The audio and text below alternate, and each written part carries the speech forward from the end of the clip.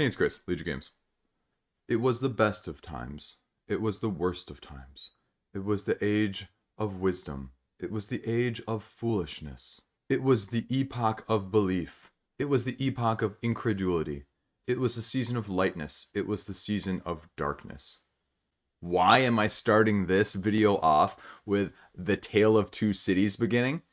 Because I think that opening of the Tale of Two Cities aptly describes the time of board games we're in right now, and apropos to these two projects. We have a Tale of Two Cities in our own way here on Kickstarter, and it's coming up in fruition right about now, and so I think the duality of these situations could use a little bit of light in the darkness. So what is this, and why are we talking about it? Now, if you're not familiar with these projects, they're both heavy on the Japanese influence, medieval-esque Ronin, samurai, ninja realm. What are these projects? Onimaru from Penguin and Panda Productions and Shadow Tactics from Antler Games. Both of these projects come with a lot of question marks and a lot of wondering, and it's a tale of two very similar themes, two very different directions, and two very unique circumstances that backers of those games find themselves in right now. And that's why I think it's worth talking about. If you're not familiar with either of these, you need to be. Why? Because both of these look like very successful projects on the surface and have had a lot of stumbling blocks along the way. And we always think of Kickstarter nowadays as a pre-order system, but these are two examples of why it's not. I mean that in both a positive and a negative way. So let's talk about them. So let's go into a little background about these games in general. Onimaru, funded in January 2019. So think about that. It funded 2 years ago. It raised over $200,000 on Kickstarter. Who knows how much during the pledge manager as well. You know, you could guess anywhere in the decent 5 figures with a lot of these late pledges going on with these campaigns. And this looks like a really good project on the surface. Pre-orders are still open on the page. You'll know why I'm laughing later. And you can kind of see the base pledge for an everything was $125. So not huge by today's standards, but 2019, that was a pretty significant amount. Now again, not a whole lot of warning signs. You're talking about a very hard cooperative game where you're trying to defeat powerful demons named the Onimaru. And you're using it by upgrading dice, abilities. You have various characters that you can be doing, customizing your hero, developing your skills along the way. And so they've got a lot of stuff to go on here. And it looks like there was even a game, that people had been trying out beforehand. And you can see a little bit of how to play, a solo playthrough. There's a rule book on there. Great. Looks relatively impressive. $59 for the base pledge. You can see all this stuff that you're going to be getting. There's some Kickstarter exclusive stuff down here. Start to get to the deluxe stuff, which adds more gameplay and the game trays. And $20 for doing an edition with heroes and legendary foes and a little stand-up gate thing. And so all this really cool stuff. And this is one that was very much on my short list of things I regretted not backing when it actually came out. Even Man vs. Meeple did a preview video, and Tantrum House did a playthrough, I guess. So some stuff was out there. So this wasn't something where no one had seen it, no one knows what's going on, here are all the stretch goals, blah, blah, blah, blah, blah. So let's fast forward a little bit.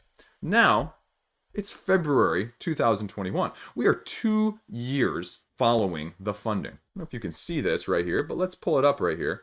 November 1 of 2020 was the last update. Now, some Kickstarter projects, like a CMON project, that's not unusual. CMON goes for months at a time, especially in the past when their communication was poorer than it is now. But with CMON, you never really doubted you were getting a product. So let's talk about this for a second. It's been 3 months, almost 3.5 months since the last update. I was going to try and find this on the Kickstarter comments, but as you know, Kickstarter comments section is an absolute trash to try and find something in. So thankfully, someone copied and pasted this to the Board Game Geek forums, and I'm just going to show you what has been going on in the background since this project funded. And we're going to go out, as a fellow backer did, and sort of break it down by the updates individually. And to be clear, this is 5 months beginning after it funded. As I said on the Kickstarter page, there's a rule book, there's some playthroughs, there's some people that, lent some credibility to this game. So let's take a look at this. And if you haven't heard of this, this is something that you should be aware of. July 2019, we're looking forward to sharing images and samples in the next couple months. October, so already 3 months later, not approved to print sample, still waiting for tracking with that sample. November, still awaiting first pre-production, hoping to have a prototype for PAX Unplugged in Philly. Due to the assets, they've had their manufacturing spot delay pushed back in December, so it's going to be pushed back all the way to February or March after the Chinese New Year. February 2020. After the Chinese New Year, we'll get our first sample. April 2020. As you can imagine, it was altered due to the lengthened Chinese New Year that COVID caused, blah, blah, blah, blah, blah. Operations are backed up and running. Our next step's going to give you the sample. June, our next sample should not be far off. They have pictures for us to show. We'll show you the pics of the sample before it's shipped to us in the next few weeks. July, we have passed the previous estimation for receiving them. I'm happy to say we will receive our first sample later this month or early August. August, they're still working on getting the dice samples ready. August again, working with Longpack, we've just trouble receiving consistent communication from my rep. It's challenging. September, they said they'd approve the e-proofs in 2019, the print samples in late October, and the game would be in finished production by November 2019. In August 2020 now, a year later, after almost a year of promising, the rulebook still was not done. So, where are things at right now? Right here. This is the November update. Rulebook. This thing is a beast. He's still editing it. Assets. Says they're 100% complete. 100% complete. 100% complete. 100% complete. 100% complete. All that remains is some of the expansion stuff. Okay? Okay, a little bit of artwork there. Sure. Some stuff that's already been seen. Great. So what's next? Still working on the logistics of handling multiple titles at once. And why do you need to know this? Because there are 2 other games that this person in charge of Penguin and Panda Productions, Sweet Mess and Manchukuo, I think is how you pronounce it, that have also not delivered. So how does this tie in? I mentioned the other company and the other game, Sweet Mess by Big Kid Games. Same guy running the situation. Now this raised $157,000 and this finished funding in April 2018. So we are almost 3 years since the funding of this one. Let's go to one of the updates for this, the second most recent update for Sweet Mess. And he goes into a little bit more detail, which it's really an odd update to begin with. It talks about his day. For starters, I'm not going to proof this update before I send it. It's 11:30, it's a weekend. I drummed for 7 hours today, finished upgrading my boy's bunk bed, and then had a 2-hour-long board meeting with a sports organization. I may or may not have also had bourbon during this update. I want to share some things. He's trying to sell one of the other games that they haven't completed. They're trying to sell Sweet Mess, this game that has not been brought to production, even though in a couple updates earlier, it says it's in production. And he says, okay, let me break down the funds with you so you can see. And that I'm not a financial expert. I'm not a CPA. But there's a couple things that you need to know in here. He shows some of the raised money. This campaign got 157. It got another 35, a total of 192. Another 40,000 from Montana there. Another 66 there.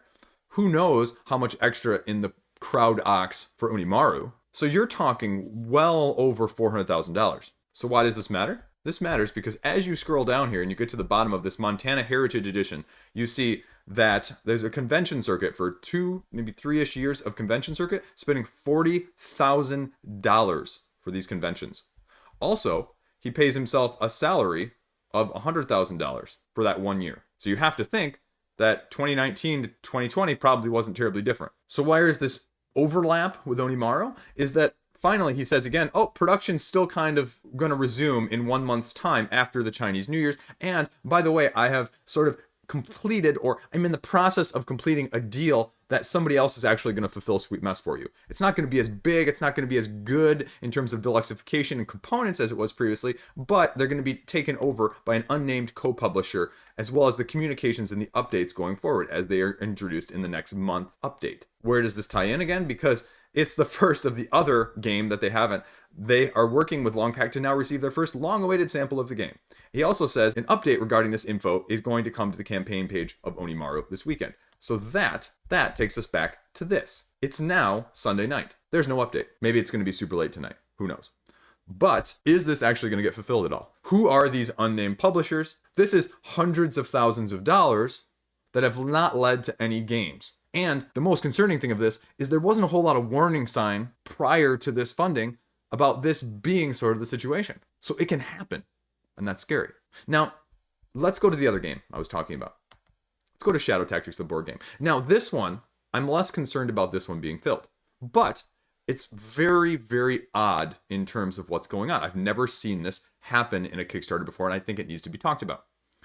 Antler Games, back in February of 2019, put this game out based on the IP that is the video game Shadow Tactics.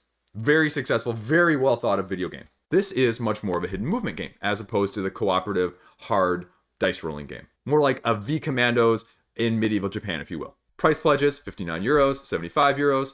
Group orders, Daimyo pledges, whatever.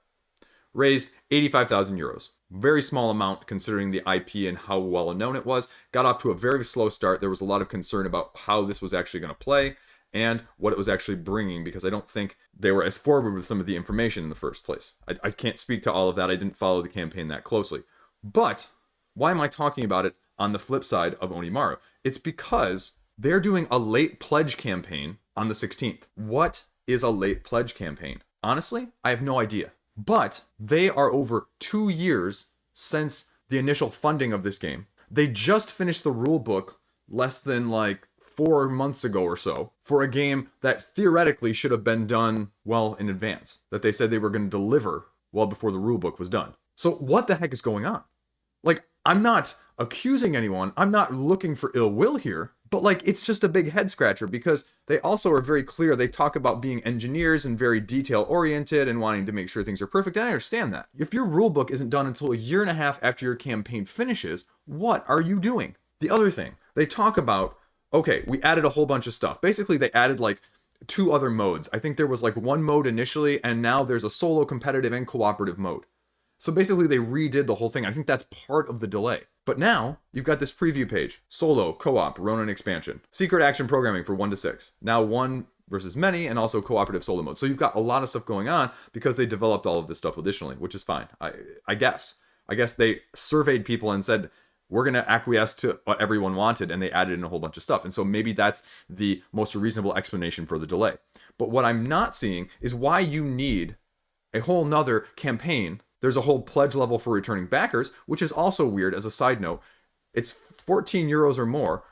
They'll give you a 5 euro credit if you're a previous backer, but only if you get one of the specific add-ons that they're offering. The other weird thing is that the pledge levels are pretty much otherwise exactly the same. And there is talk of production right here, and you can see some of the more of the production completions here.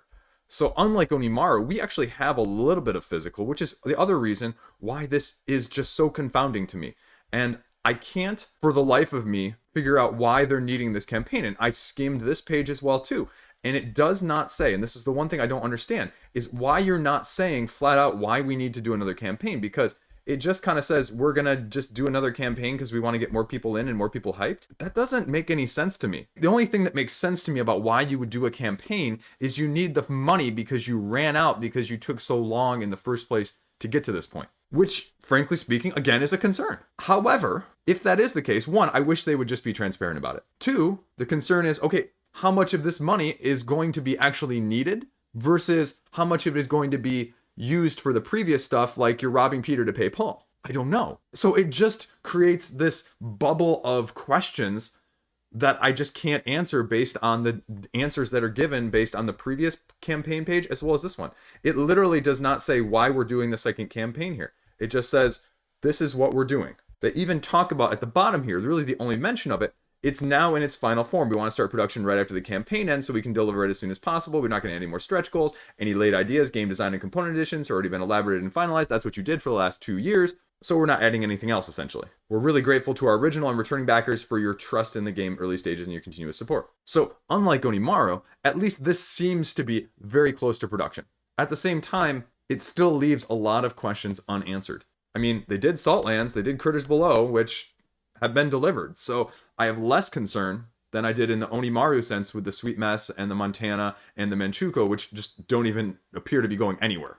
Again, this is just weird to me. And this isn't a type of game for me because I think it's trying to do too much, and I'm not personally one for hidden movement. But this is another example of a big IP that has had a lot of issues that you couldn't have necessarily predicted when it was doing the campaign and when it funded. I guess one thing that would ease my mind is sometimes on a lot of the other projects on Kickstarter, you see a breakdown of what the funds are going for. This is a weird funding goal of 5,000 euros. Why is it only 5,000 euros? What if you get more than that? What if you don't get 5,000 euros? What if this fails completely? What's going to happen to the original backers? Are they still all going to get their stuff? Do you have enough money if nobody pledges on this thing? I don't see any of those questions answered here. I would love to see, like a lot of other Kickstarters do, a full breakdown of, okay, 2/3 of the money is going to production, well, a quarter of it is going to shipping, and then, the remaining is going to this, that, and the other. Board games have really gotten away from doing that for the most part. But a lot of the other projects that launch on Kickstarter really give some more of that information so people can see exactly where the funds are going and, supposedly how they're being broken down. So what's up with this one? I mean, it's better compared to Onimaru, but it still raises a lot of questions. They both do. And they're both concerning to someone who really enjoys backing Kickstarters, really supporting these types of projects, and also, frankly speaking, doesn't really want to get burned. So where does that leave us? I don't know. Both of these projects just are weird in my head. Onimaru is like right up my alley of what I want and what I like. And so the fact that I somehow did not back this and am not one of those people wondering what the heck is going to happen to my money and am I ever going to actually get a project? It's a sigh of relief.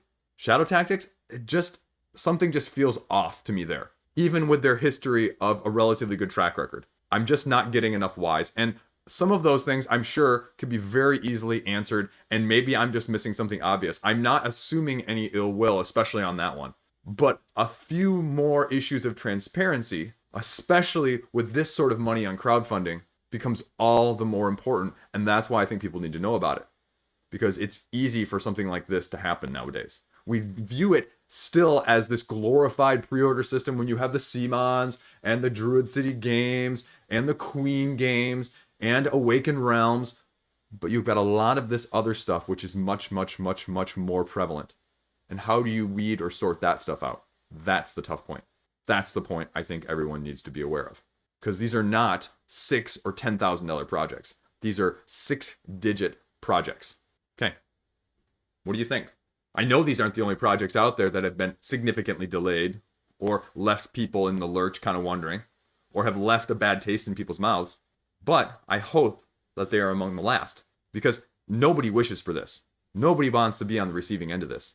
But I think as long as there is such a high demand, I think inevitably there may be a few of these that pop up along the way and you just hope that you're not caught up in one.